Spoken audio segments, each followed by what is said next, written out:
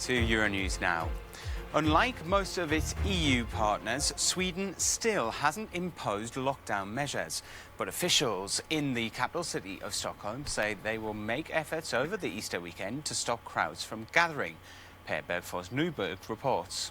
The government is sticking to its way of handling things, telling people to stay at home if you have any symptoms, try to work from home, but there's no law against actually going outside, going to restaurants and enjoying the sunshine out with your friends. However, you still need to maintain that social distance.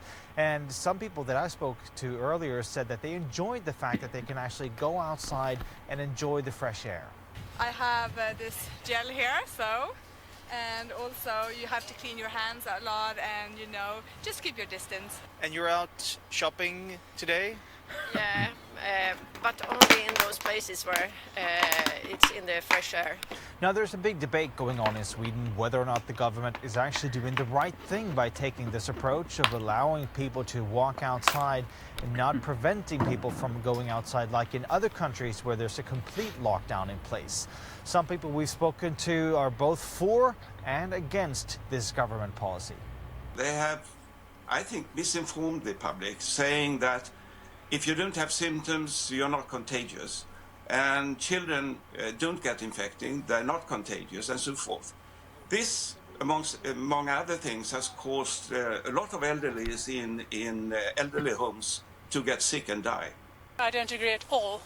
I think our government and authorities have been very transparent throughout this whole process. Of course, their understanding, as all our understanding of asymptomatic or pre-symptomatic spread has developed during this time period. The message now from the government is that long term it looks like there are some positive signs in terms of the development of this COVID-19 outbreak here in Sweden, but there's still a very high pressure on the Swedish healthcare system with, for example, personal protective equipment that is badly needed at so many hospitals. Per Bergfors Nyberg, Stockholm, Sweden.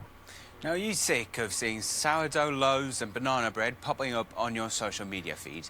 Are you someone who's baking the pain of the quarantine away? With half of the world's population living under lockdown, baking seems to be having quite a moment. In the UK, sales of flour are up 92% compared to the same month last year, and flour mills are working around the clock to refill empty shelves. In the US, sales of baking yeast are up an astonishing 457%.